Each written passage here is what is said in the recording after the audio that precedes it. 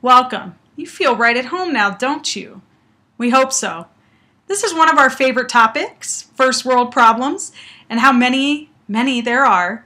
When you look on social media and you see the things that people are speaking about, discussing, complaining about, it typically falls into this category because there are so many options that we have and so many opportunities that we have. We're kind of flooded with them. And I don't think we know quite what to do. So we resist them, we decipher them, we judge them, we clarify them, we decide what's better, we rank things and rate things. Why? Why do we do this? Because the blue shoes are really better than the red shoes? Or because we have the option to choose? Because it's an option. It's a privilege, and not everyone has these options or these privileges. Some people work their entire lives just to feed their families, just to put roof over the head of a child and a family and raise this family in the tightest, most honorable circumstance that they possibly can, using every dime that they make to pursue a better life for their child, for their family. Perhaps you know people like this. The strange thing is, you probably know people like this and don't know it. Because they're hiding, because they're pretending, because everyone assumes that having first world problems means that you have the option, the illusion of affluence. What's the number one first world problem? It's not how your coffee was made incorrectly. It's not that you didn't get to go to opening night of a popular film that came out. What's the number one first world problem? It is self-actualization, which is actually a privilege. Not everyone gets to pick which graduate school they want to go to or what career they want to follow. Some people never have that discussion. Some people go into the family business, go into the business that's around, that's in their environment, that's required because it's the only industry in their community, and they live like that. Absolutely. Every day of their lives.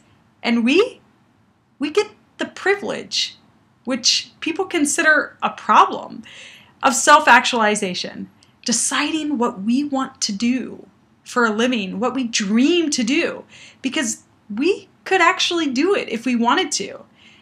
But how many people do you know that are actually doing it, doing what they can, doing what they will, doing what they want?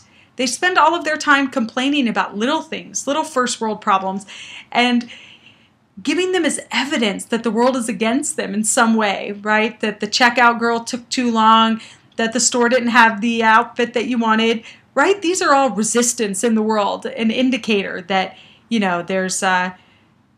there's not enough, that there's scarcity. And the truth is, there's a lot of scarcity, right? There's scarcity. It's just not here. It's just not on the dining room table of anyone that's getting to watch this video. Because anyone that has access to this kind of technology is already a step above. And anyone that's watching this on an iPad or some kind of smartphone, this is a privilege, an absolute privilege. And the privilege of self-actualization should not be taken for granted. Getting the option to choose to do what you want with your life is amazing. And people have spent their whole lives dreaming that and planning that and plotting that for their children because they never got that option. So take this option.